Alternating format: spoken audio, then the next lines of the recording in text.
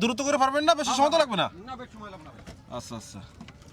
রুবেল ভাই হচ্ছে তার ওই যে বোটের কাজ করবে, ইঞ্জিনে সমস্যা হয়েছে, ওইটা ঠিক না করলে হচ্ছে উনি আবার দুপুরে ওই যে বিকেলে যে মাছ ধরতে যাবে ওইখানে সমস্যা হবে, যে কারণে রুবেল ভাই গেল। রুবেল ভাইয়ের যে ওস্তাদ, যে গুরু, রান্নার গুরু আপনি না রুবেল ভাইয়ের কাকা?